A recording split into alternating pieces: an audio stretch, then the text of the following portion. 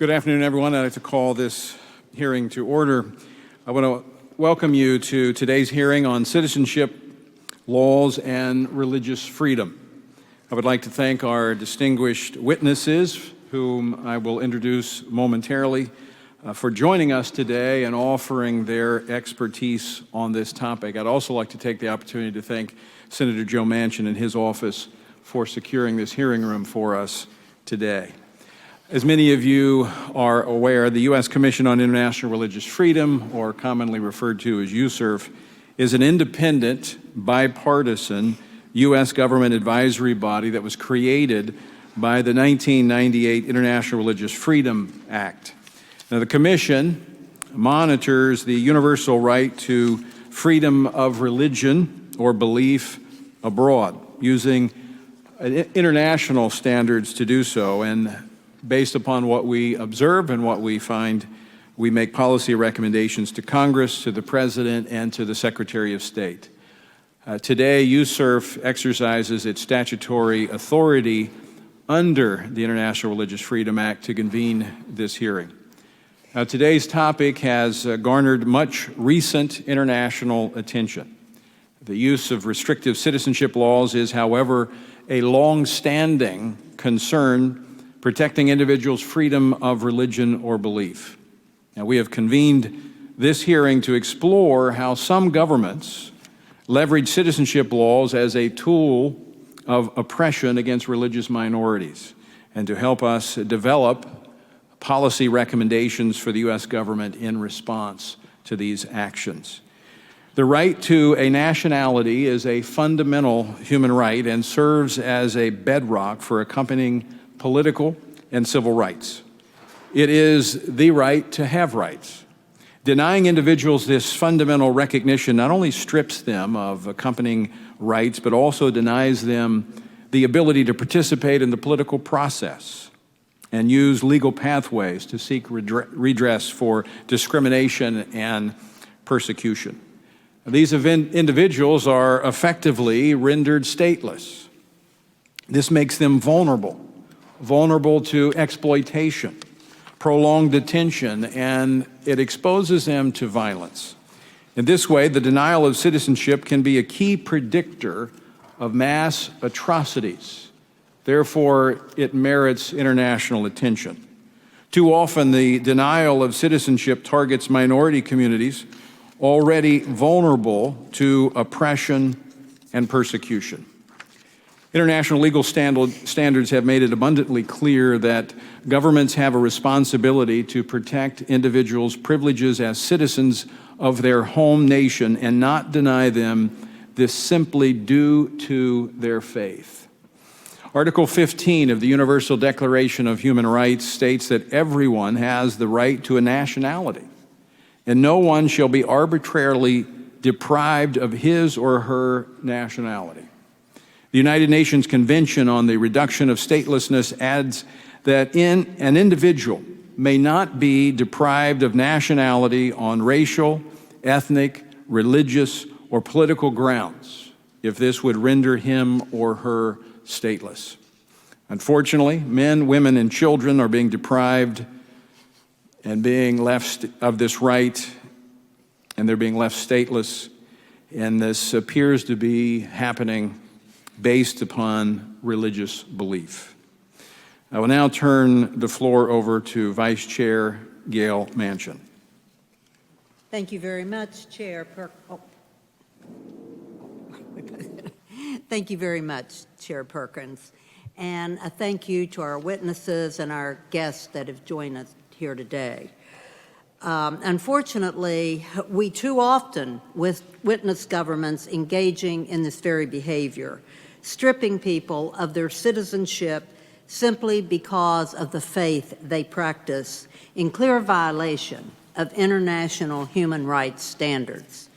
Today, we are focusing on how citizenship laws are a part of the process to target and disenfranchise minorities, and the importance of understanding these laws through the framework of atrocity prevention. In some countries, individuals are denied citizenship or denied the benefits of citizenship because of their religious identity. Some Christians in Vietnam, especially those among the Hmong and Montagnard, belong to unrecognized denominations and are denied key identity documentation due to their faith. This severely limits their access to employment, education, and other basic government services. Bahrain's government often revokes citizenship from dissidents on the grounds that they are complicit in terrorism, a tool that it uses disproportionately against Shia Muslims, and with few legal safeguards to protect their individual rights and freedoms. Several peaceful Bahraini opposition activists now live in exile as a result of citizenship revocation on this purported basis. In Kenya, the introduction of a new digital ID system threatens to disenfranchise many members of minority communities, given their lack of documentation, especially those who have been displaced by conflict. Even more worrisome are government efforts to introduce new citizenship laws for the purpose of excluding certain groups or citizenship verification processes, which leave many marginalized communities vulnerable to widespread exclusion. These processes often place the onus of proving one's citizenship on the individual through the use of historical family documents that very often are difficult to produce due to poverty, displacement by extreme weather or conflict, or simply due to the passage of time. Amid such efforts, we have recently seen a dramatic uptick in hate speech and disinformation on social media, particularly exacerbating the impact on religious minority communities. And to elaborate on this point, I gladly turn to my colleague, Commissioner Anurima Bhargava. Thank you very much, Vice Chair Manchin. I would like to join in welcoming you all to today's hearing. I'd also like to express gratitude to our witnesses for the interest in citizenship laws and the communities impacted by those laws, and our appreciation to those of you who have submitted statements to the record and shared your own stories and experiences. Over the past year, through the work of the Commission, I've witnessed firsthand how the threat to and withdrawal of citizenship has transformed the lives of the Rohingya, who without citizenship have been denied the freedom to move, to work, to receive an education, to access health care, to a way out when they've been subject to domestic and sexual violence, or to feed and support themselves. Their journey and recent events in India have helped bring a spotlight to the import of citizenship to our sense of belonging, identity, and collective dignity, and to the horrors that ensue when citizenship of certain targeted communities come into question. In 1982, Burma redefined citizenship to be based on membership in one of 135 recognized ethnic groups, or the residency of a person's ancestors in Burma prior to 1824. This new law excluded the Rohingya, who were not listed among the recognized groups, and leaving millions with their citizenship in question. The Rohingya continue to face the violence unleashed by this action. The loss of citizenship serves as a foundation, as my fellow commissioners have mentioned, of their ongoing persecution, genocidal violence at the hands of the military, and the mass forced migration of the majority of Rohingya to refugee camps abroad.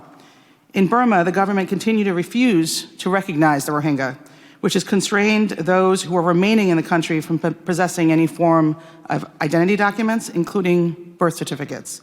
Like their fellow Rohingya displaced abroad, those Rohingya residing in camps in Rakhine State are confined with little access to education, employment, healthcare, and other rights in clear violation of international human rights standards. Recent actions by the Indian government are likewise troubling. In December 2019, the Indian Parliament passed the Citizenship Amendment Act, which provides a fast track for non-Muslims non-Muslim migrants from Afghanistan, Bangladesh, and Pakistan who are already in India to apply for and gain Indian citizenship. The stated purpose of the law is to protect individuals facing religious persecution in India's neighboring countries, yet excludes, for example, Muslim communities facing persecution, such as the Ahmadis in Pakistan, the Shia in Afghanistan, nor does it account, for example, for the Hindus facing persecution in other neighboring countries, like the 445 Hindus who for the last few years have been confined to the Rohingya camps. Indian officials have stressed that this law will not impact those already residing in India. Yet, the fear is that the law, in conjunction with the planned National Population Register and a potential nationwide National Register of Citizens, or NRC, could result in the wide-scale disenfranchisement of Indian Muslims. This would leave them vulnerable to prolonged detention, deportation, and violence. We are already seeing this process being conducted in the northeastern state of Assam, which we will hear about more in this hearing. The NRC is claimed as a mechanism for identifying migrants in the region. Yet many Indian citizens, in particular Muslims, have had their citizenship questioned and challenged by local authorities by being excluded from the National Register of Citizens, despite their families having lived in India for generations. A number of citizens fear being sent to detention camps and effectively rendered stateless. With the Citizenship Amendment Act in place to protect non-Muslims excluded from the NRC, the fear, again, is that this process will largely impact Muslims.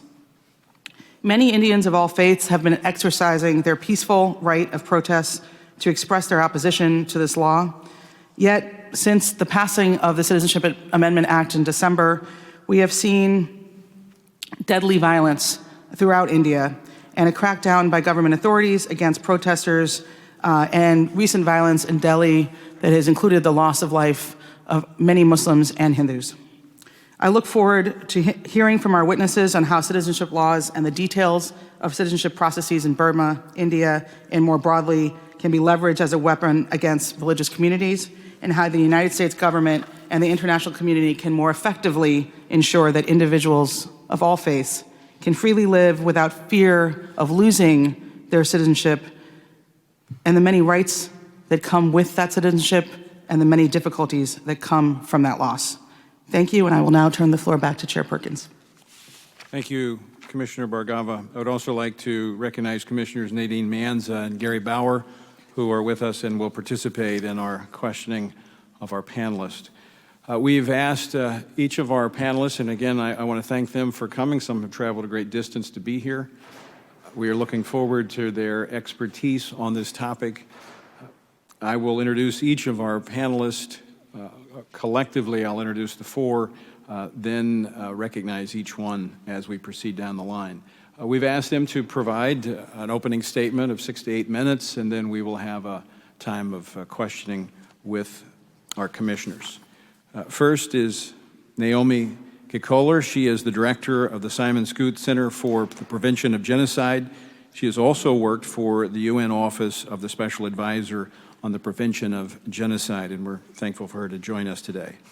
Next, we'll hear from Dr. Azim Ibrahim. He is the director of the Program on Displacement and Migration at the Center for Global Policy and a chair of the Rohingya Legal Forum in Washington, D.C. Thank you for being here. Also, Aman Wadud, he is the human rights lawyer based in Indiana. In India, a little bit further than Indiana. But you might be a Hoosier fan, maybe. He defends people accused of being illegal migrants and those who are detained in various detention centers in Assam. And I look particularly, I'm very interested in the testimony that you'll provide for us today. So thank you for being here. Ashutosh Varshni. Sorry about that, Professor. He is Professor of International Studies and the Social Sciences and Professor of Political Science at Brown University. Grateful for you, Professor, being here today with us as well. We will begin with Naomi.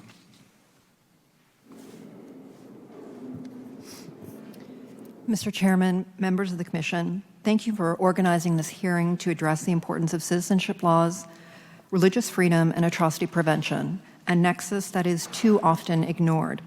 I speak to you today as the director of the Simon Scott Center for the Prevention of Genocide at the United States Holocaust Memorial Museum. At the core of the center's mission is the belief that timely global action by policymakers, advocates, and concerned citizens can prevent mass atrocities and catalyze an international response when they occur. As an institution devoted to the memory of the Holocaust, we understand all too well the consequences of a failure to respond to warning signs and of inaction in the face of mass atrocities.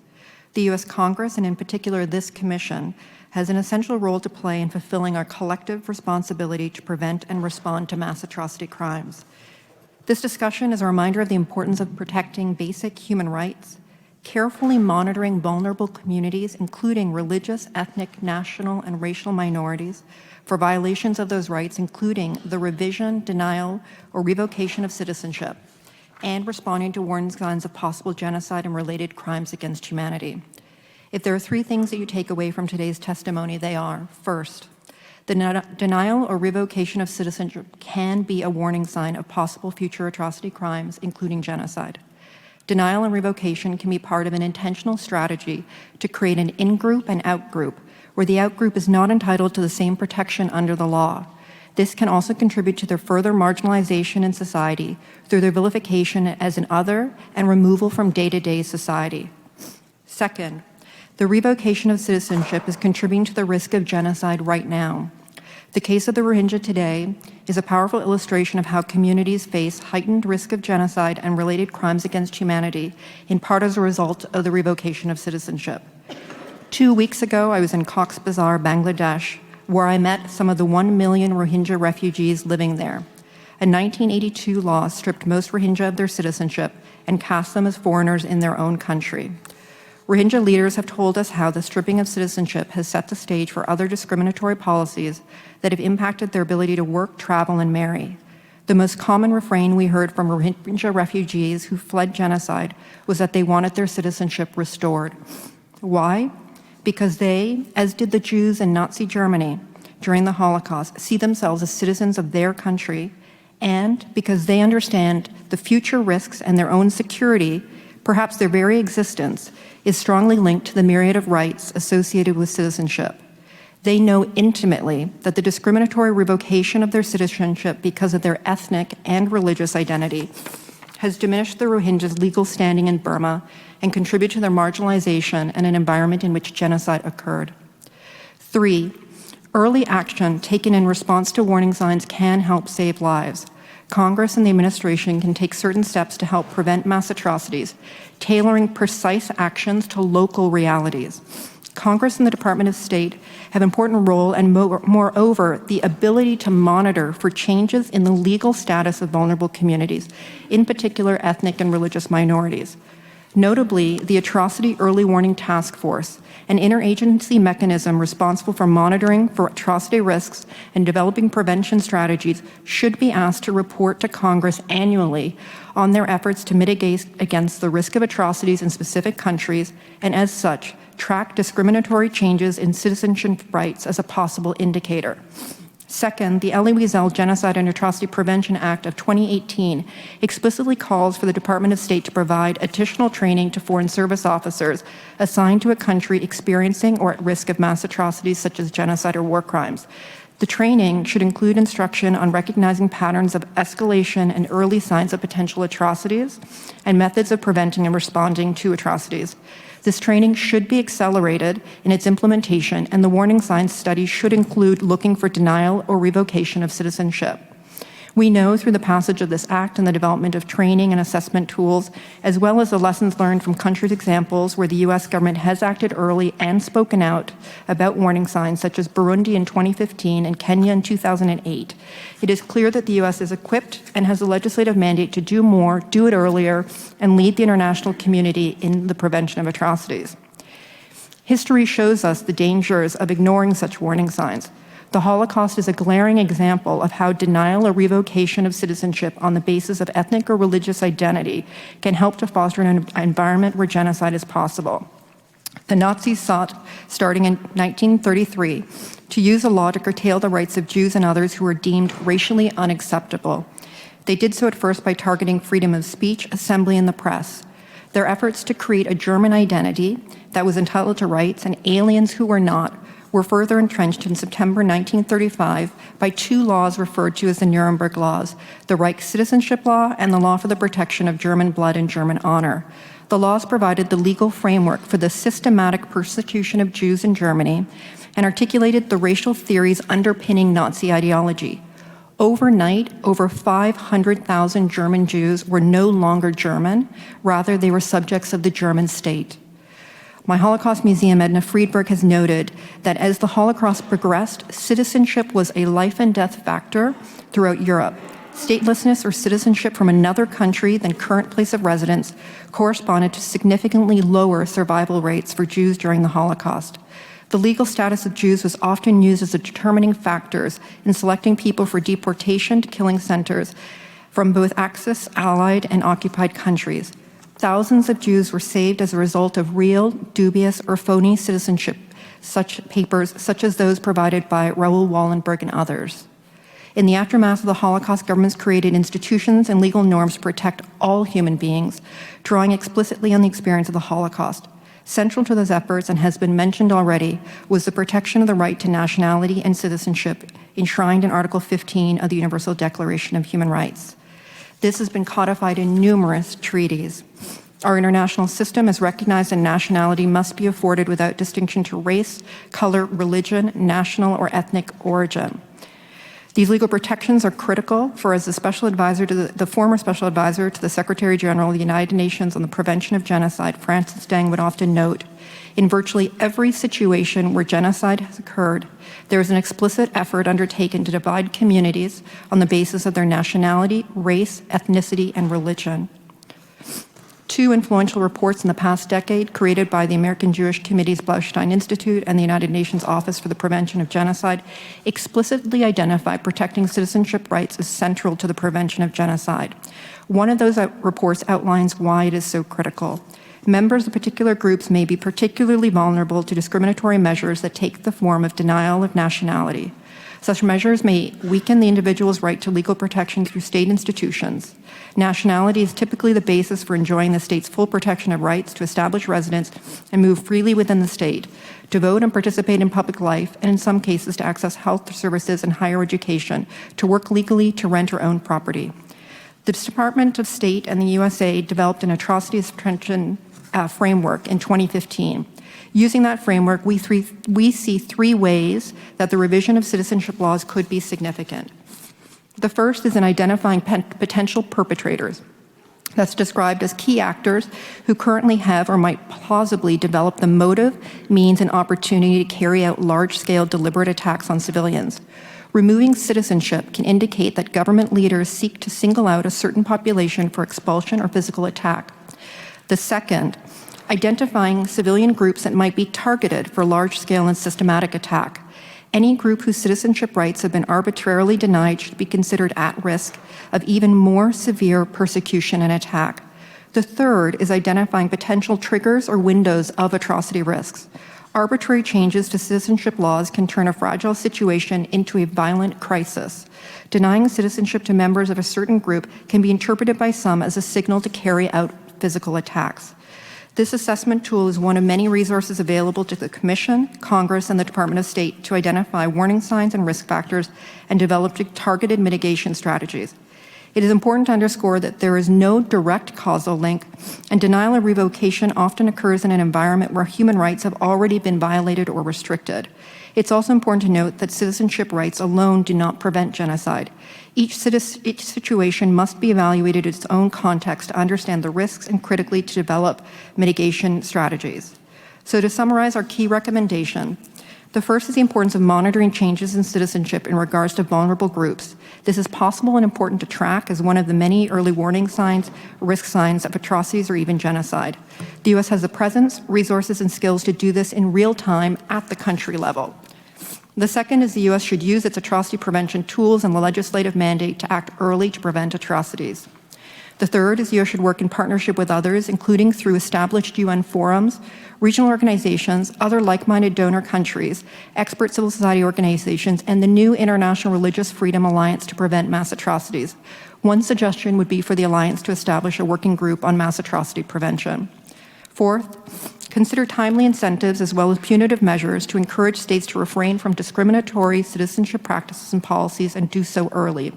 And fifth, understand that citizenship rights and state policies have a direct link to migration patterns, humanitarian crises, and our own national security and stability. In closing, it's important to note that states have a responsibility to prevent atrocity crimes and protect all populations in their borders, not just citizens. Citizenship is a critical right that when denied, revoked, or revised can serve as a warning sign of possible future atrocities. Often those most vulnerable are members of religious and ethnic minority groups. Those of us who are here today are fortunate. We take for granted the rights afforded to us through citizenship. For the Rohingya who we just met, this is not a historical matter for academic discussion. This is their lived reality and one that persists. They're asking for their citizenship to be restored. They're asking for their inherent dignity to be recognized. As one Rohingya leader told us, by denying us citizenship, they are denying our entire existence, our struggle, and our survival. We believe that while restoring citizenship alone will not be sufficient to protect them from future genocide and related crimes against humanity, it's a necessary step towards a safer future for them. Thank you. Thank you, Ms. Kohler. Dr. Ibrahim. Chairman Perkins, fellow commissioners and fellow panellists, thank you so much for holding this critical panel at this very critical time. Mr. Chairman, the concept of universal rights is important both at international and national levels, and it is no surprise that this concept is so often challenged by authoritarian regimes and movements. The post-World War II legal framework sought to both define a minimum standard of human rights and to prevent states stripping their citizens of full citizenship. The latter is of real importance and one reason why it is, in international law, impossible to make someone stateless. We know what happens if this occurs. After the First World War, people were trapped, unable to cross the new frontiers as they belonged to no longer existing states. That is until the often maligned League of Nations stepped in to create a basic travel document, the Nansen Passport, which offered no rights of abode, but did offer the right to move in search of safety. Equally, it was no surprise that regimes such as Stalin's Russia or Nazi Germany took great care to ensure those they saw as having no rights on the basis of birth or ethnicity lost their entitlement to be citizens of the state in which they were born. Unfortunately, in many states, including Myanmar and India, we are seeing the consequences of governments seeking to treat identifiable communities within their polity as no longer being citizens. This can be seen in the impact and consequences of the 1982 Citizenship Act in Burma. On independence, Burma placed the Rohingya in a special category, excluding them from the long list of national ethnic groups. But they were given National Registration Certificates, NRC, which allowed them to vote and in practice treated them as any other ethnic group. But by 1974, the socialist regime that came to power in the early 60s was facing economic collapse and was looking for ready scapegoats. The Rohingya, as a Muslim, non-ethnic Burmese community, were an easy target, and their NRC were replaced by foreign registration cards to emphasise that the Rohingya did not belong in Burma, even though they resided there. The 1982 Citizenship Act went even further and allocated the Rohingya to the category of foreigners. It also deliberately removed the path to citizenship of having been born in Burma, as all the Rohingya had been, as their parents were already deemed to be foreigners. So this removed the possibility of gaining citizenship by appeal. The 2008 Constitution, in other words the current law, went further and insisted that citizenship would only be granted to individuals, and I quote, born of parents both of whom are nationals of the Republic of the Union of Myanmar, end quote. So as foreigners, the Rohingya have no rights and no means to gain citizenship. This is amplified by the long-term claims by the Myanmar elite and in this the NLD party, the National League of Democracy, is the same as the old military regime, that the Rohingya are really illegal Bengalis who arrived in Burma after 1824. That this is the issue that underpins their exclusion from the list of approved ethnic groups. As an identifiable group with no rights and subject to well-orchestrated vilification, the Rohingya have effectively been expelled from their country of birth in the period of 2013 to 2018. And this has echoes in today's India. This pattern of using legal changes to mask religious discrimination and strip identifiable groups of citizenship is also a key feature of Modi's BJP government in India. The new citizenship law is aimed at Muslims and those from the poorest sections of India's caste system. It undermines the non-confessional basis of the Indian constitution and, as in Myanmar, will create identifiable groups who are denied the basic right of citizenship. There are two strands to Modi's approach. First, he is trying to define who might be an acceptable refugee. This is problematic, but is more serious as the new law is retrospective and will affect many who fled what was East Pakistan in the early 1970s to live in Assam. Worse, the new census law will remove citizenship from many who cannot provide the appropriate paperwork. Those who are Hindus or Buddhists will be able to appeal for citizenship under Modi's citizenship law. Those who are Muslims are denied this route. In effect, families who have lived in India for 40 to 70 years are about to find themselves declared stateless and threatened with deportation. Thank you for listening. Thank you, Dr. Ibrahim. Aman Wadud, thank you for being here. Mr. Chairman and fellow Commissioner, well, to understand what exactly is happening in India today, I think we need to understand what happened in Assam. In Assam, apart from the NRC, there is a parallel process of doubting citizenship. There are two so-called investigation agencies, Assam Border Police Organization, which has its presence all over the police station across Assam, and the Election Commission of India. Now, the border police job is to scan the area under the jurisdiction, and if they come across any citizen who do not have any paper, give them time. If they cannot provide papers, then accuse them of being a illegal migrant. What happened ideally on the ground is that they do not investigate any case, randomly accuse Indian citizens of being a foreigner. Example, Muhammad Sanaullah, an army officer who served India for 30 years, was accused of being illegal migrant, subsequently declared as foreigner. Muhammad Ajmal Haq, 30 years who served the Indian army for 30 years, he was also accused of being an illegal migrant. After hue and cry, the case was dropped against him. Sanaullah was not that fortunate. Randomly, Indian citizens are accused of being illegal migrant without any investigation whatsoever, violating the fundamental right to fair investigations. Another agency is the Election Commission of India. Since 1997, they started something called strict scrutiny of voter list. They mark people as D-voter or doubtful voter, again, without any investigation whatsoever.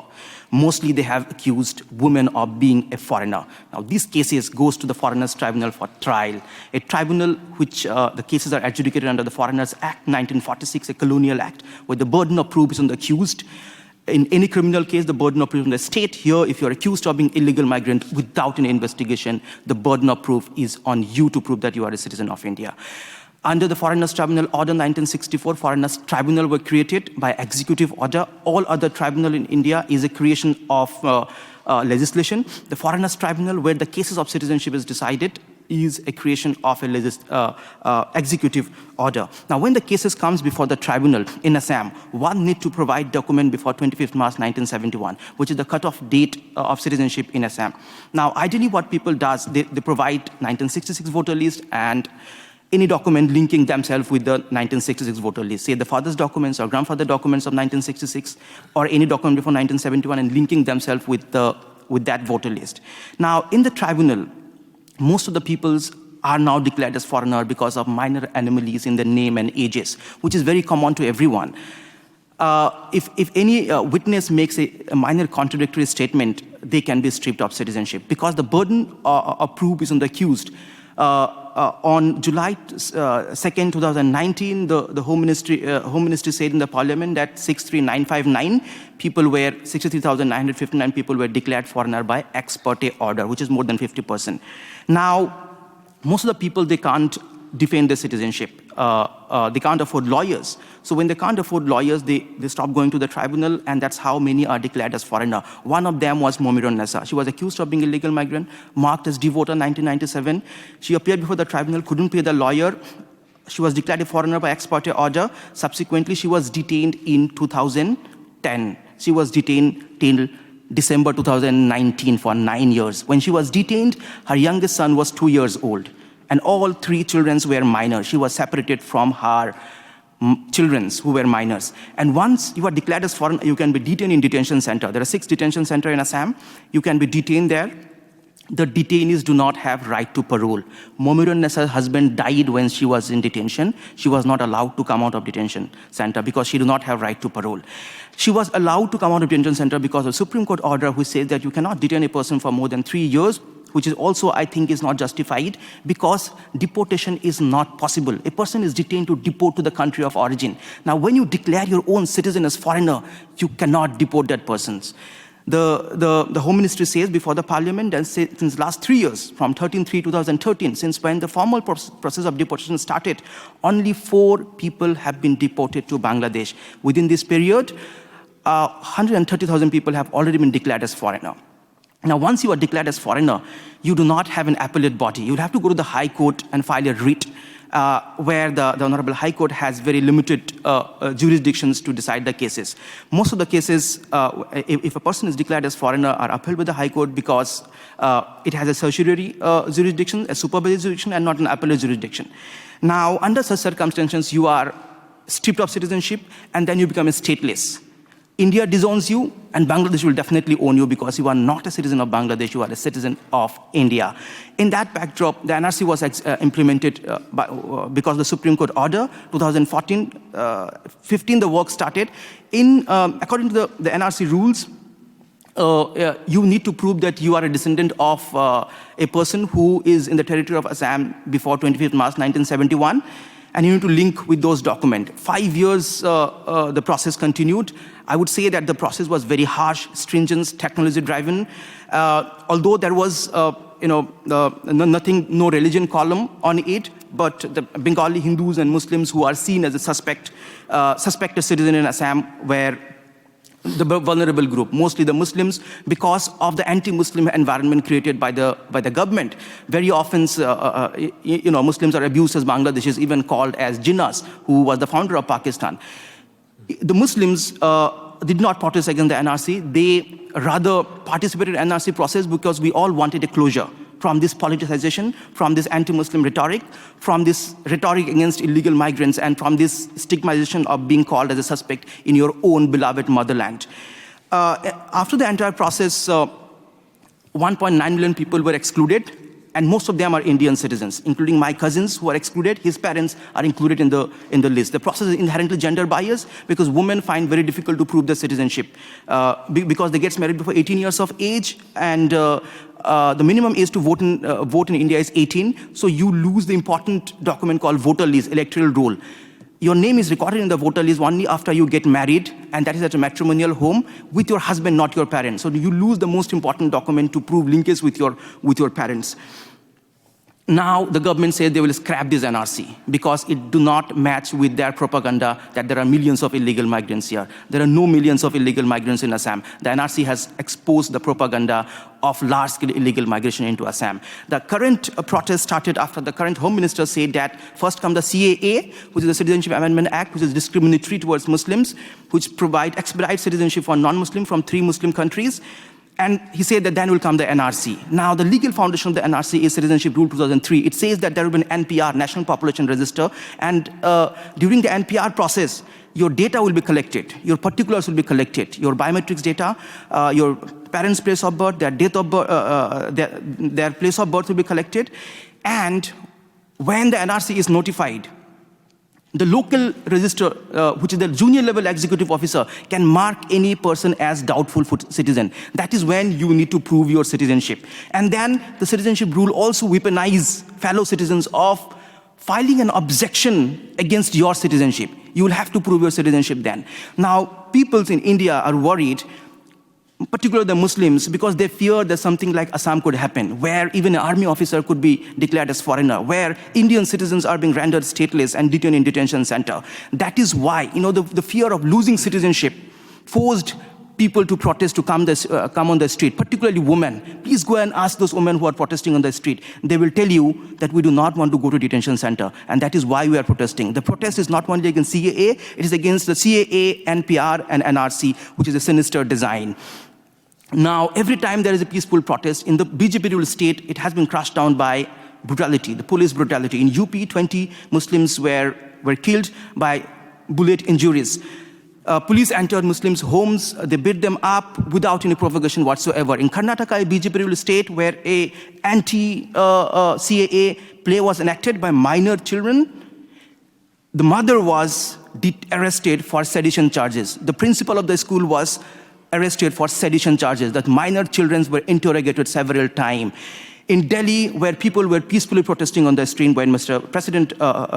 Trump was visiting India, a BJP politician gave an ultimatum that if you cannot remove these peoples, we will hit the street. And that was the spark of the violence. The mob started attacking mostly Muslims, and the police did not stop the mob. Rather, they participated in the violence. There is an abdication of responsibility on the part of the police. No FIR was lodged against the persons who sparked this violence. Even lawyers who went to police stations were beaten up. The fear among Muslims today is genuine. The fear of losing citizenship is genuine, because they know if NRC is implemented, they will be asked to prove their citizenship. It is almost, if the parameter of Assam is used all over India, hardly anyone will prove their citizenship. To prove a citizenship, you need to provide document. The Citizenship Act 3A says that any person born in India from 26 January 1950, which is the commencement of the Constitution, to 1st of July 1987 is an Indian by birth. So basically, the jus soli principle is applied during that period. You need to prove that you are born in India before 1st of July 1987. How do you prove you are born in India? You need a birth certificate. Most of the people do not have birth certificate. This peaceful, non-violent protest is to live a dignified life which is guaranteed by this great document called the Indian Constitution, an unparalleled document in the history of modern nation. This guarantees to live a dignified life. The entire protest is to live a dignified life. Thank you so much. Thank you, Mr. Wadud. Professor Varshney, thank you. Thank you, Chair Perkins, and the commissioners present here. Thank you for inviting me. My testimony is focused on two specific questions. Does India's recent Citizenship Amendment Act target the nation's Muslim minority? Two, if so, in what precise ways? On December 11, 2019, India's parliament passed an amendment to the nation's citizenship law, originally framed in 1955. Called the Citizenship Amendment Act, CAA, the new law provides for fast-track citizenship to the members of persecuted minorities who entered India before December 31st, 2014, from Pakistan, Bangladesh, and Afghanistan. The law not only specifies these three countries, but also lists communities it designates as persecuted: the Hindus, the Sikhs, the Buddhists, the Jains, the Parsis, and the Christians. It leaves out only the Muslim immigrants. The government's argument is that Muslims, by definition, cannot be persecuted in those countries where there is a Muslim majority and where Islam is the state religion. Hindu-Muslim riots broke out in the national capital recently. Otherwise, anti-CAA protests have been primarily nonviolent and have continued for over 2.5 months. They have raged in cities and towns virtually all across the country. Muslims have been at the forefront of these protests, but a large number of non-Muslims have also participated. The protesters not only view CAA as a challenge to the fundamental properties of India's constitution and polity, but also one, more importantly, which might render a large number of existing Muslim citizens stateless and take away their basic rights, making the community highly vulnerable to oppression and discrimination in the future. India is about 80% Hindu and a little less than 15% Muslim, which adds up to about 180 to 190 million Muslims as of now. The 2021 exact census numbers will arrive next year. The threat is serious and the implications quite horrendous. Something deeply injurious to the Muslim minority can happen once their citizenship rights are taken away. In this testimony, I'll concentrate on 3 aspects of the problem. First, as I've said, the first issue is one of fundamental constitutional principles. India's original 1955 citizenship law drew no religious distinction between Muslims and others. As a nation, Pakistan was indeed conceptualized as a Muslim homeland where non-Muslims could be citizens but would have fewer rights. However, India was never envisioned by its constitution makers as a Hindu homeland. All religions were equal. In those early days, even Muslims who had gone to Pakistan but returned could reclaim their Indian citizenship. India under Prime Minister Nehru, that is 1964, was lauded worldwide for its constitutionally enshrined inclusive citizenship with no religious distinctions. If America's constitutive ideals were freedom and equality, India's founding values were equality, including religious equality, diversity, and tolerance. So that's the first point about the fundamental properties of the Constitution and polity, which the properties that are being violated by the CAA. The second issue is whether it's true to say that no Muslim communities in Pakistan, Afghanistan, and Bangladesh are persecuted, and whether persecution is confined in South Asia, India's neighborhood, to only these 3 countries. The case of Ahmadis in Pakistan is only too well known. Since the mid-1970s, the Pakistani state has treated them legally and politically as non-Muslims, which makes them easy targets of persecution. Some would also easily add the Hazara community to the list of persecuted communities in Pakistan. In addition, the Buddhist majority Sri Lanka and Myanmar are beyond the ambit of CAA, Citizenship Amendment Act, though both are India's neighbors and have had a history of discrimination, even persecution, against their minorities. The persecution of the Rohingya, who are Muslim, has attracted worldwide attention, and we've heard quite a bit already. The Tamils in Sri Lanka, one might add, have also complained of discrimination, if not persistent persecution. The government of India is thus denying, on one hand, the well-documented existence of persecuted Muslim minorities in Muslim-majority countries in the neighborhood, and also implying, on the other hand, that the oppression of religious minorities does not mark societies where Muslims are not a majority. Both arguments are wrong.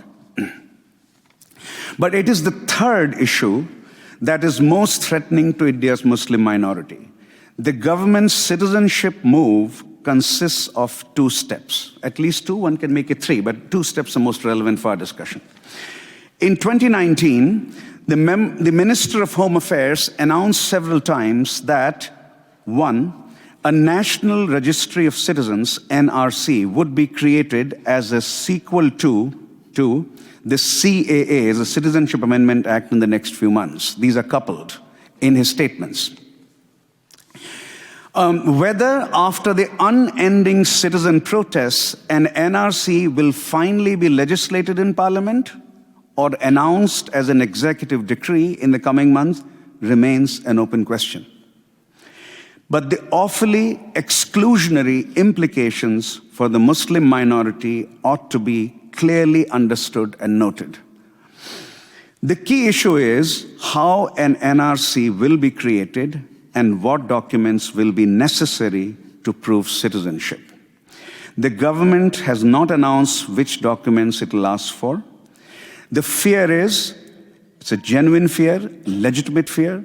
The fear is that if the existing Muslim citizens of India are unable to produce documents of Indian ancestry, which simply cannot be ruled out until we know what documents are required, and also the fact that very few Indian citizens have birth certificates, the NRC, using CAA, the National Registry of Citizens, using Citizenship Amendment Act, can easily call Muslims, quote-unquote, infiltrators, a term repeatedly used by the Home Minister in the last few months.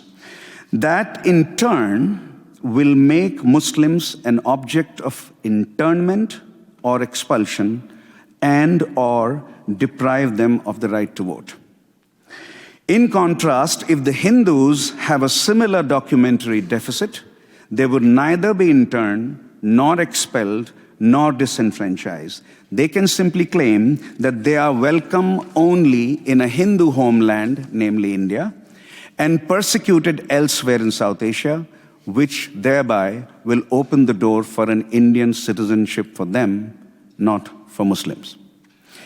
In short, using the Citizenship Amendment Act, the National Registry of Citizens can render stateless a large number of Muslims, even if they were born in India and have lived in the country for decades, as have their ancestors.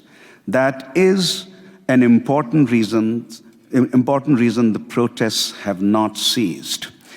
The protesters can clearly visualize extreme Muslim marginalization and its attendant negative consequences, some profoundly so, should the NRC, should the National Registry of Citizens become the law of the land through legislation or through an executive decree.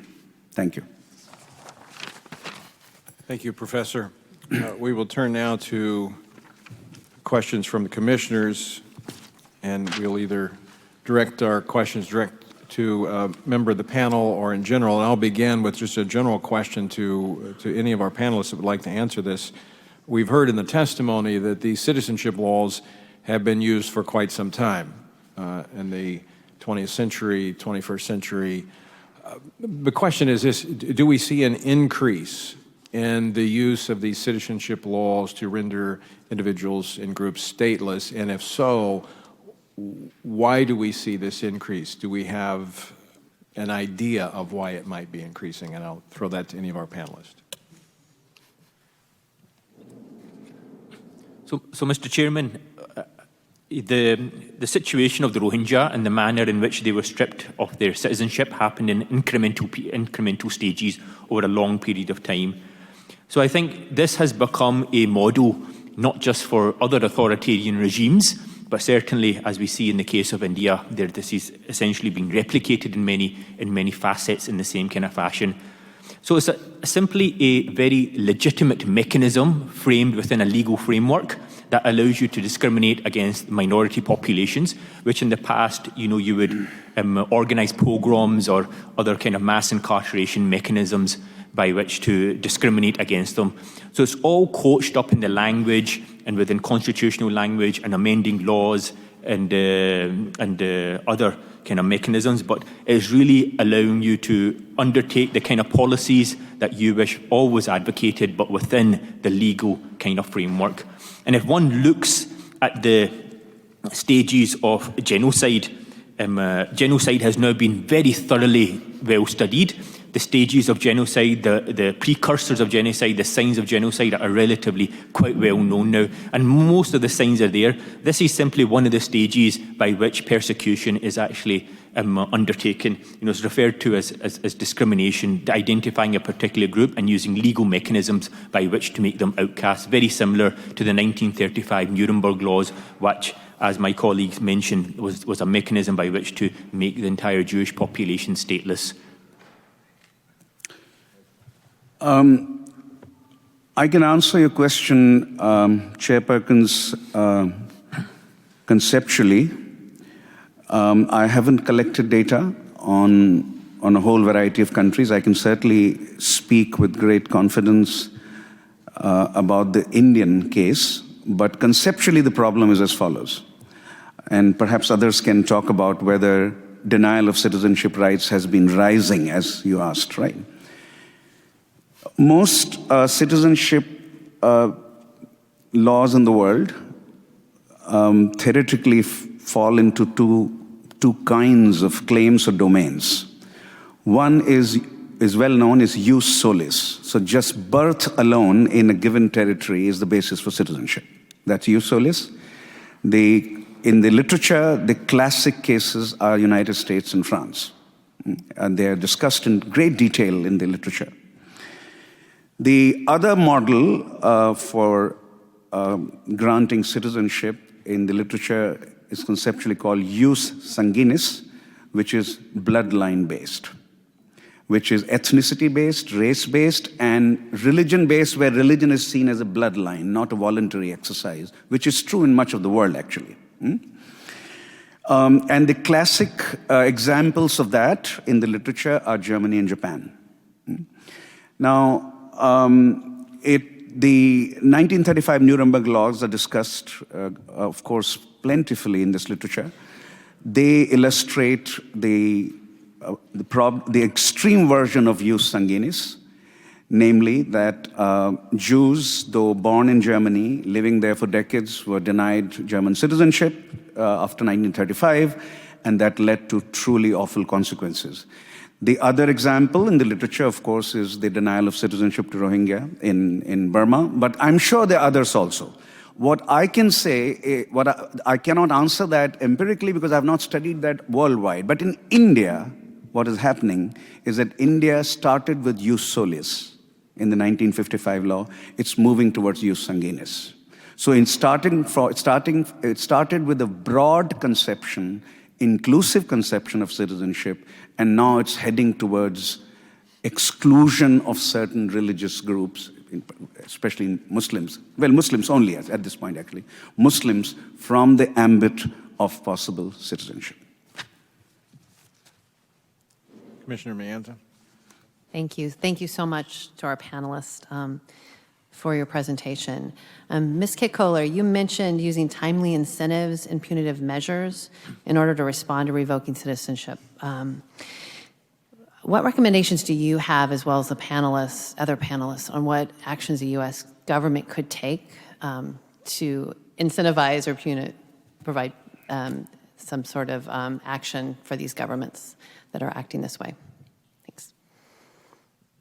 Thank you, Commissioner, and I'm sure that my colleagues will have specific recommendations for the countries that they have been referring to.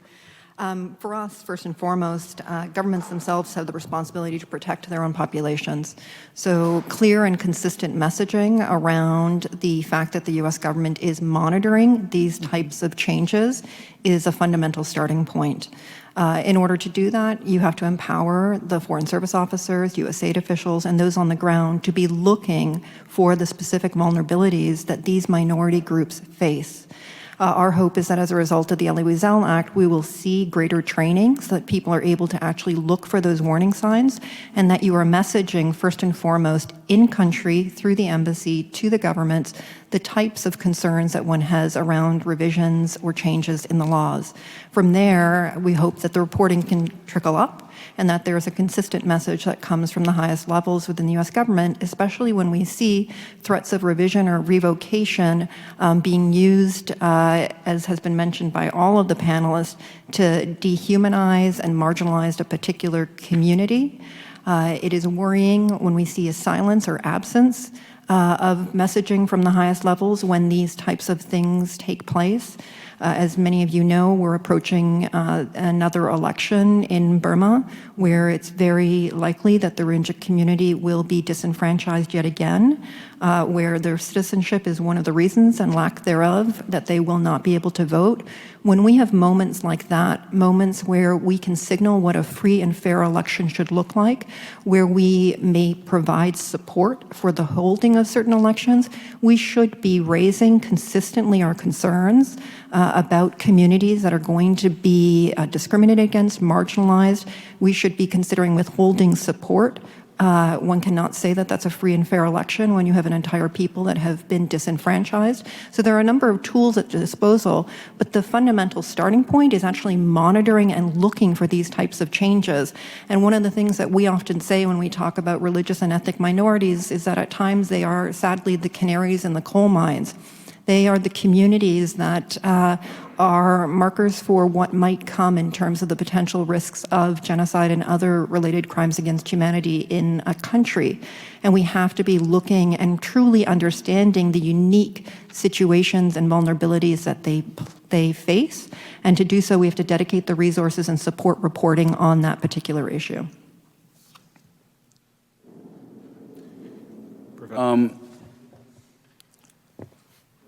So my comments are partly based on a general understanding of the problem, and partly would be India-based, because that's what I'm covering for this panel. The general problem is as follows. Citizenship laws which move towards exclusionary practices and articles are typically in parliamentary systems, which India doesn't have a presidential system, are expressions of brute parliamentary majorities, which governments have. There are 4 possible ways to resist, and that's a straightforward political theory which is very relevant here. 1, if judicial review is available, then judiciary can pronounce on the constitutionality of the law. Petitions have been filed in India's judiciary. We don't know how it will come out, but India has judicial review. That's an internal mechanism. 2, federalism, if the system is federal. 12 of India's state governments have already announced that they will not implement NRC, and many have also opposed NPR, which we have not discussed. I think that will become too technically complicated a matter, the difference between NPR and NRC, etc. But let's say even the government, some government, state governments which have supported the Citizenship Amendment Act have said NRC will not be implemented in their states. So there's federalism as a check on what the central government can do. That's also an internal check. Third, non-violent protests, which are legal, right? Civil disobedience is legal. And so long as protests remain non-violent, the government will have to figure out a way to deal with them. That's also another source of resistance, which is internal. The 4th is international opinion. And that can be divided into 2 parts. Non-governmental, what the newspapers are saying, what New York Times is saying, what WAPO is saying, what Financial Times is saying, they are all very critical of Modi government today. The second is governmental. If that's the question that Vice Chairperson asked, it's a complicated one for the following reason. If the US government were to forthrightly, explicitly, openly criticize the Indian government, the Indian government would also say, why aren't you criticizing what's happening to Uyghurs in China and many other minorities in different parts of the world? So the question would be, is there, in American foreign policy, is there equality of treatment with respect to nations, many of whom might be doing this? So that's question number 1. Which leads to the second question, which is it better to talk diplomatically as opposed to outright denunciation? Would it produce the effect that you want, outright denunciation? My sense is outright governmental denunciation will not achieve very much. There are three internal mechanisms which are currently underway. It's diplomatic methods which will achieve a great deal more than outright denunciation and open denunciation at the governmental level. Thank you, Professor. Commissioner Bhargava. I have a couple questions, and they speak to different aspects of what all of you have spoken to today. The first, I wanted to draw you into the conversation in this question and answer period. I have a technical question for you, and then a broader question, which is the technical question is for the 1.9 million who after multiple phases of this process, including with the foreigner tribunals, have still been excluded from the National Register of Citizens in Assam. What is their fate now? And what is the concern about what that process will lead to, given the 6 detention centers that are already in Assam, and some concerns that others are being built, and I want to ask you about that too. But second, you've spoken to this. I just want to ask you directly, right? Which is, from your perspective, not only in terms of what's happened since 2015, but even prior to that, what is the purpose? What's the design of having a National Register of Citizens in India, given the fact that both people who are in poverty, and for the reasons that you described, for women, for various different populations, it would be extraordinarily difficult for many of us to be able to show that we have documentation as of 1971, or frankly, and many years later, past that date. The first questions about the 1.9 million people who have been excluded from the list, they will have to appeal before the Foreigners Tribunal. The Foreigners Tribunal Amendment Order 2019 says that within 120 days, but that you need to challenge the rejection order, where they will give the reasons why you have been excluded. But it's been 6 months now, the rejection order have not been issued yet. So people who have been excluded are constantly under fear of losing citizenship. Only the Foreigners Tribunal can strip of your citizenship. These people are not non-citizen now, not foreigner now. When you go to the Foreigners Tribunal, the tribunal order which was amended, it says that only if there is merit, the notice will be issued in your case. So that is an arbitrary power, the additional arbitrary power given to the Foreigners Tribunal, which is a problematic clause. Now, if only you are declared as foreigner by the tribunal, then you will be detained. Apart from the six detention center, one of the largest detention center in India is coming up in Assam, which is under construction, which can hold up to 2,800 people. So once you are declared foreigner, you can be detained. Now, detention is not a sentence. It's not a punishment. You will be detained to deport to the country of origin. Now, here, the Bangladesh, most of the people that I met, either Bengali Hindus or Muslims, they all have document. They have been arbitrarily excluded from the list. Now, the Citizenship Amendment Act, which says that everyone who will be protected under this act, every case will stand abated. There will be no case against them. So most of the Bengali Hindus will be protected under CAA, but they will have to maybe claim that, I'm a persecuted community from these 3 countries. But a lot of people are Indian citizens. They will have to claim that I am persecuted.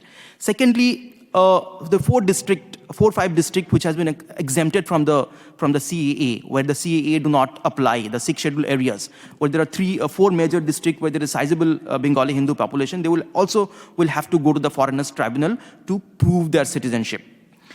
Because these people can never be deported. Our External Affairs Minister was in Dhaka after the NRC list was excluded. He said the NRC is an internal matter. Yesterday, the Foreign Secretary told the Bangladesh counterpart that you don't have to worry about NRC. Apparently, it is an internal matter. So basically, the intent is not deportation. So what do you want to do with these people? If at all any person is declared as foreigner, most likely to be, what will you do with them? Right? If you detained, what after detentions? These people will stand stateless. And stateless peoples are open to different kind of abuses. So this will create statelessness. Secondly, what is the purpose? Well, that is, that has been, the Assam has seen migrations, but not every migration is illegal migrations. There has been migration since 1826. First Bengali Hindus, then Bengali Muslim peasants. By 1930, the Census Commissioner said that there are around 500,000 Muslim peasants who came to Assam. By 1951, the Muslim population was 24.7%. Now you see a lot of politicians abuse that every Muslim is a Bangladeshi in Assam, is an illegal migrants. Before 1971, there were Bengali Hindus who were persecuted in East Pakistan, but they were granted citizenship by Assam Accord, Section 6A of the Citizenship Act, right? So the people who are accused of being illegal migrant, whose cases are tried before the Foreigners Tribunal, I fight a lot of these cases. My friend lawyers fight a lot of these cases. I hardly come across any illegal migrant. I have not come across one. If there are illegal migrants, then where did they go? The NRC was mandated in Assam, justifying large-scale illegal migration. And I say only 1.9 million people have been excluded. Most of them are Indian citizens. So the purpose is very apparent, that you lied to the people that there are millions of illegal migrants here. When you fail to find illegal migrants, you are manufacturing illegal migrants. You are stripping citizenship of Indian citizens. Just because you lied before people, there are millions of illegal migrants here. The NRC completely annihilated the myth of illegal migration in Assam. The Foreigners Tribunal, who declare people as foreigner, they are Indian citizens, most of them. 29 people died in detention center in last 3 years. Every body has been handed over to Indian family. Every time a person dies in detention center, body is handed over to Indian family. Everyone who is declared as a foreigner has Indian family as Indian citizens. Right? So this, at the end of the day, in the guise of detecting illegal migrants, it is the Indian citizens who are being stripped of citizenship and rendered stateless. Thank you.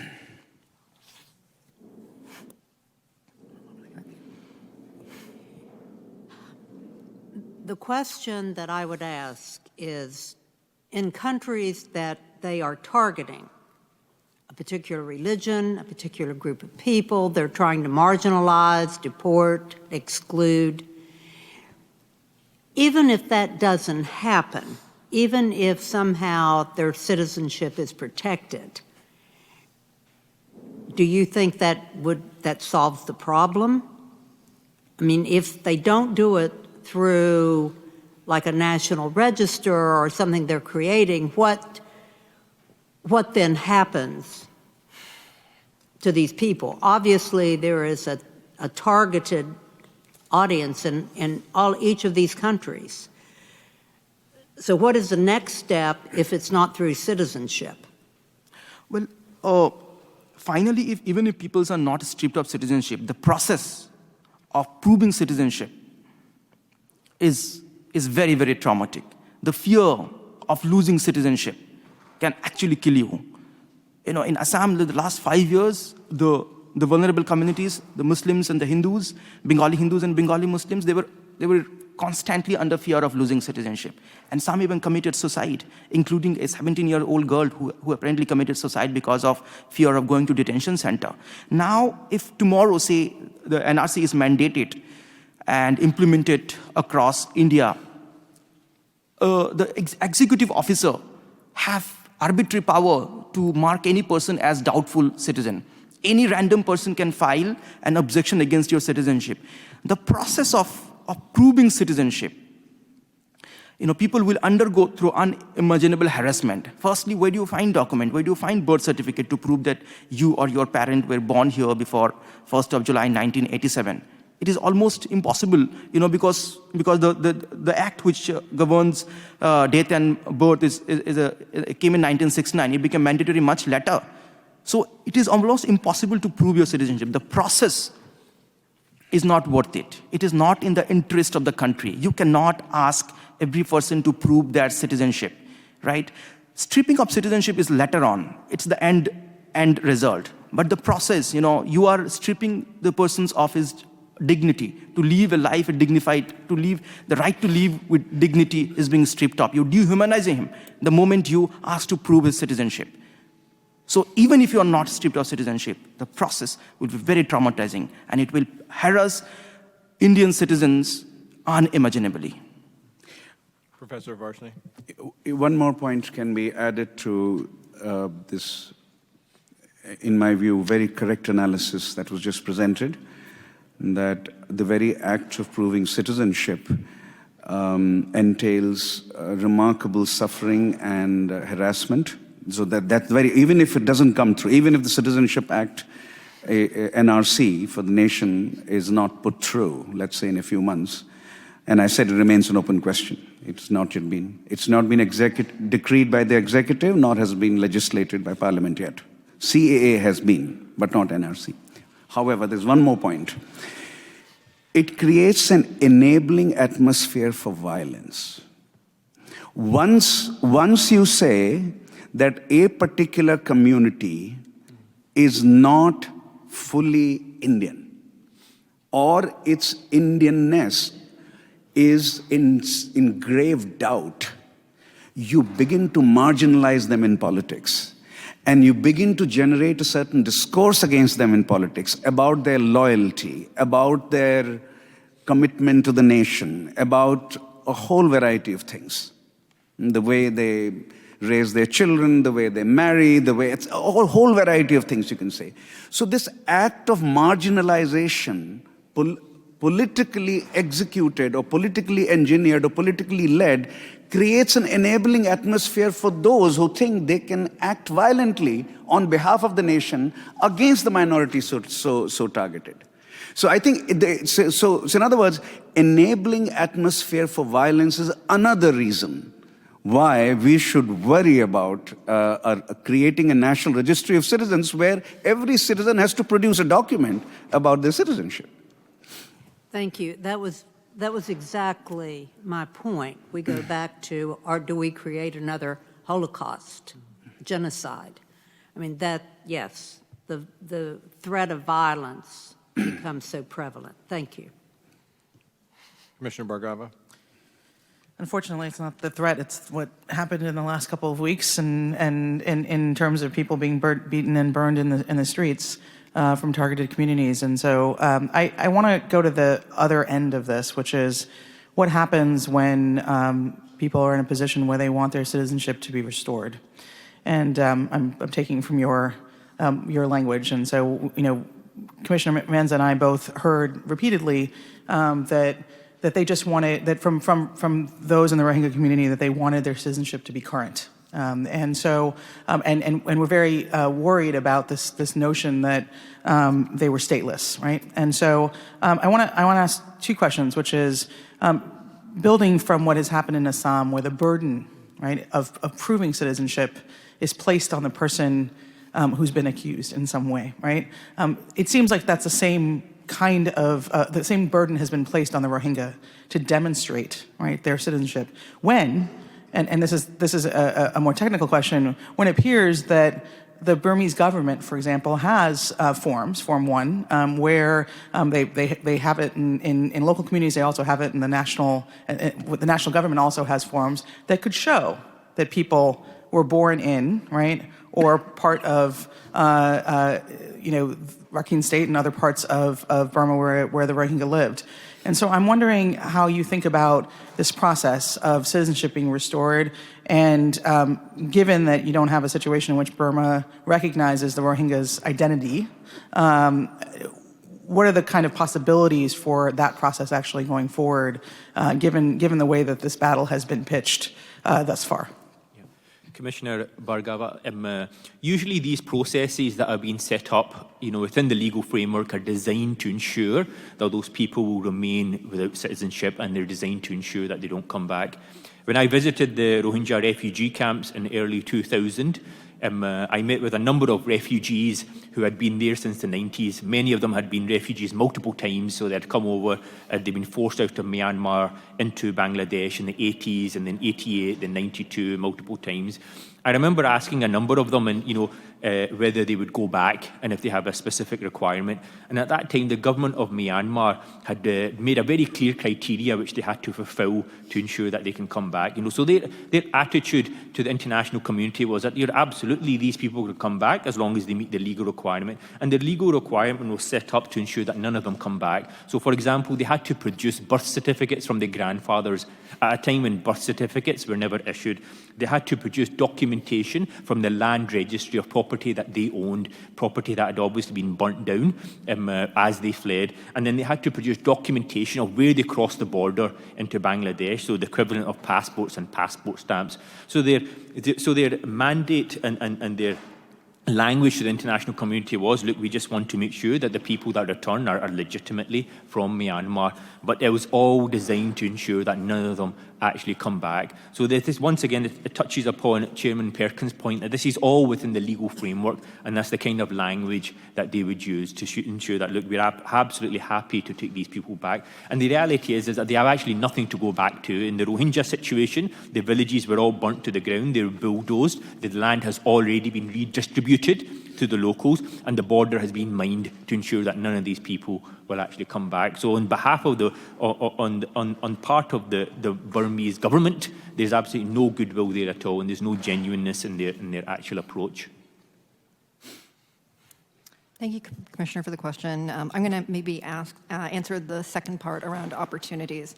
And maybe just start by kind of echoing what Azim said. We can always come up with legal technicalities as a reason for inaction or as an obstacle, but there are numerous different strategies that have been used around the world to try to help restore citizenship or protect the citizenship of vulnerable communities. Right now, we have a unique opportunity, and when I say we as an international community, to raise the issue of citizenship in the context of the Rohingya. A recent January 23rd decision by the International Court of Justice enacted something called provisional measures. The provisional measures serve essentially as almost an injunction. They ask the government of Myanmar to take certain steps to hold their responsibilities under the Convention on the Prevention and Punishment of Genocide. Part of those responsibilities are to prevent future crimes, including genocide. One critical way in which they could do so is by restoring citizenship for the Rohingya community. The provisional measures are not clearly outlined or defined as to what the benchmarks are. There is no reason why a commission like your own, other entities within Congress, the U.S. government cannot articulate for the purposes of the U.S. government what standards must be met for provisional measures to be upheld.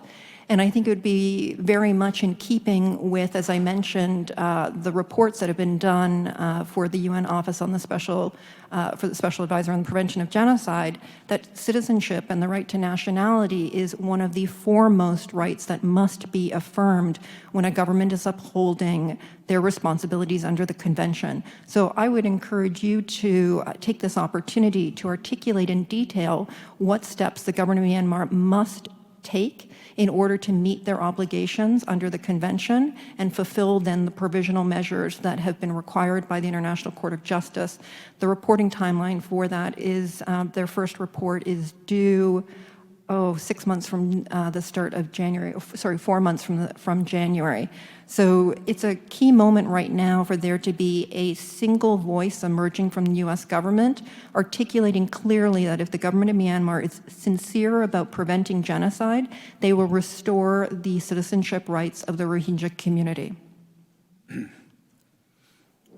Mr. Kohler, as you have the microphone, I want to ask you a question because you have made this your life's work, preventing genocide, tracking it.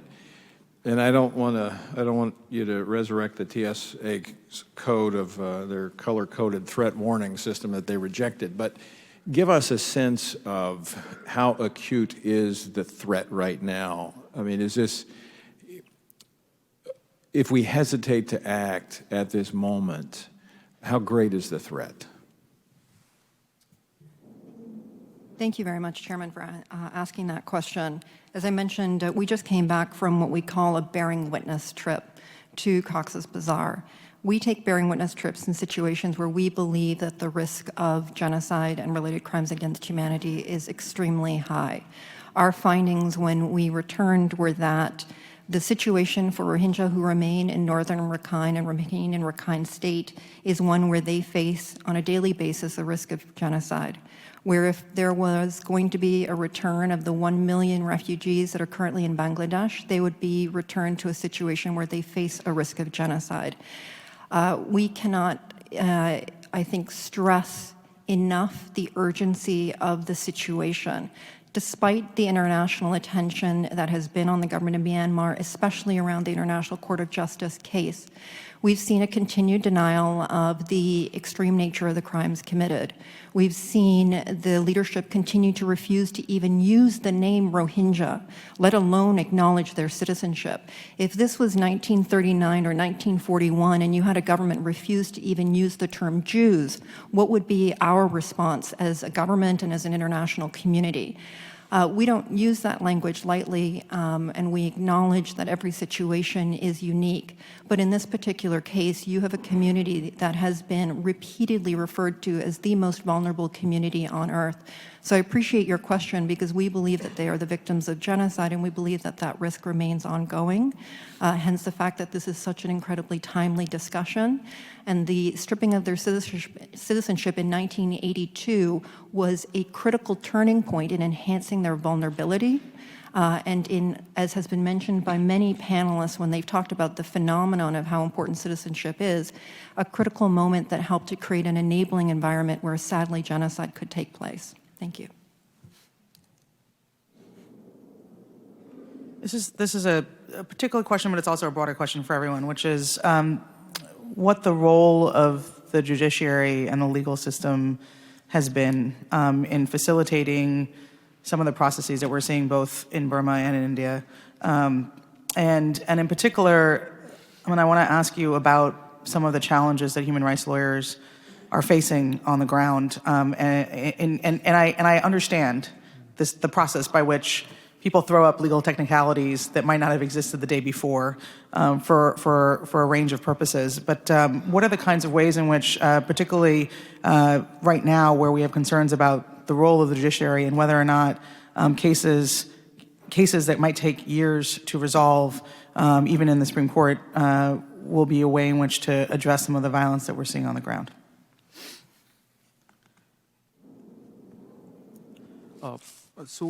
In India, the entire foreigners case is inspired by one case where the current chief minister went to the Supreme Court challenging the S-12 IMDT Act, where the burden of proof was on the state, which was before 2005. While deciding this case, the Honorable Supreme Court referred to a report by former Assam governor, where it said that the Muslim-dominated district of India will one day demand to merge with Bangladesh. So it created, the Supreme Court justified those statements, which was a completely bigoted statement. And it justified large-scale illegal migration. It quoted from the former Home Minister report of 1997, where he said there are 4 million illegal migrants in Assam. And subsequently, another state home minister said in 2004 that there are 5 million illegal migrants in Assam. The next day, he retracted the statement, but the retracted statement was not found in the judgment. So it created a presumption of non-citizenship. So the lower judiciary thinks that there are large-scale illegal migration into Assam, and that's how they are already prejudiced. That everyone are accused of being illegal migrants are actually illegal migrants. So it is, at the end of the day, it is not about the lack of documentation. Everyone who are asked to prove their citizenship submits documents, but that documents are not accepted by cherry picking minor anomalies in the names, in the age, and for minor contradictions. So I believe that judgment of Honorable Supreme Court of 2005 has created this presumption of non-citizenship. Because of that judgment, a lot of people are now losing citizenship. Indian citizens are losing citizenship. So that is what has been the role of judiciary as of now. And my, still now, these cases which goes before the Honorable Supreme Court, they are not being decided. Most of the cases are being remanded back for review petition before the High Court. which most of the review petitions are dismissed. So I hope these cases are decided on merit, which is not happening right now. So, Commissioner Bhargava, if you look at the history of Indian judiciary, the first thing to note is, of course, that constitutionally it's independent. So there's no doubt that there are times in the post-independence history of India when it has acted very independently and taken the executive or parliament to task for excessive behavior. There have also been times, however, when the judiciary has supported the government against citizens. There have been times. So the history of Indian judiciary is full of ups and downs. Whether it will act in a very independent manner today, we can't fully predict, but there are certainly doubts about that. The reason I don't want to give up on the judiciary is that India actually has a bench system. So unlike the United States judiciary, where 9 judges would pronounce on every case that came up, the Chief Justice of India, out of its 31, 32, 33 judges, I think 31 right now, I could be slightly wrong, it could be 32 judges, it would set up a bench of 3, 5, 7. The largest, I think, has been 11 so far, or could be 13, but that's not relevant for the larger point. The larger point is that depending on the nature of the bench and depending on which judges are on the bench which are looking at a case, the decision could go in favor of citizens as opposed to the government. So the idea of giving up on the judiciary as a principle is not a good one. We should not give up our faith in the judiciary. We should simply say how empirically the bench system evolves and which way the judiciary goes. But there is no doubt, I report something that I've heard now repeatedly, there's no doubt that a very large number of Indian intellectuals today believe that judiciary might not act independently, while the hope is of people like me that it will, perhaps. The perhaps word is important here. I think, Commissioner Bhargava, in the case of Myanmar, I think it would be hugely unwise to have any reliance on the judiciary at all to safeguard any of the rights of these minority groups. And it's not just the Rohingya. Myanmar is a country that's been at war with every single ethnic minority since independence. These are the longest running civil wars in the world. And almost all the persecution of the Rohingya has been done under the legal framework. It was all done in incremental steps. When Myanmar became independent in 1948, the Rohingya were given not full citizenship but national registration certificates, but they still enjoyed almost full rights to vote, right to participate in elections, rights to stand for elections. And even in the 1961 census, they were recognized as legitimate ethnic group. It was only after the 1974 Constitution of the Socialist Republic of Myanmar, which indicated that both your parents have to be citizens for you to be a citizen. And then this followed on by the 1982 Citizenship Act and then the 1990s further acts. So it was done very incrementally, almost unnoticeable, and it was all done completely legally. And I think it was very telling that the 2 Reuters journalists who exposed the massacre at Indin camp were arrested, and despite the appeal, despite any action being taken by the Myanmar government to investigate the actual massacre itself, they were arrested and they lost their appeal at the highest court in the country. So I think that's very telling. And I would simply echo the statement by my colleague here, Naomi, in terms of that there is now a judgment from the ICJ, which has been long coming. And I think it's a hugely unfortunate situation that it took a little country like Gambia to actually initiate this. And I think it's extremely important for the United States and other countries now to support this action. Because if this action fails, I believe, along with multiple other genocide scholars, that the Genocide Convention will be dead.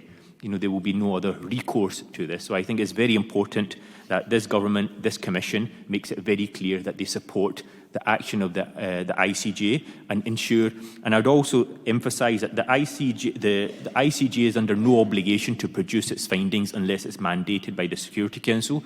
So this is a further thing that this commission can do, is to request the reporting from Myanmar, which we submitted to the ICJ, to make it available to the Security Council to ensure that a proper scrutiny is undertaken.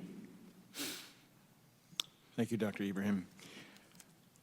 Our time has come to a close for this hearing. I want to again thank all of our panelists for coming here today and sharing with us their views, but more importantly, their expertise on this topic. I also want to thank you and commend you for your work in the broader sense of what you do for human rights and for the persecuted around the world. We have found this helpful. This will inform our policy recommendations to the Congress, to the administration. I would leave with these final words. We find that history does run in cycles. We see many of the same things again and again. Unfortunately, our response often is a repeat of history.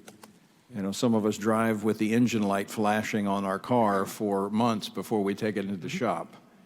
The warning light is flashing when it pertains to the use of these citizenship laws to discriminate against individuals, leaving them stateless and opening them up to violence, discrimination, and more importantly, has been articulated here, a sense of human dignity. And that is our mission here as the Commission on International Religious Freedom, to advocate for that basic human right, not to be discriminated against based upon one's faith and denied the most essential elements of citizenship. So thank you all for being here. Again, I thank our panelists for joining us today, and we are adjourned.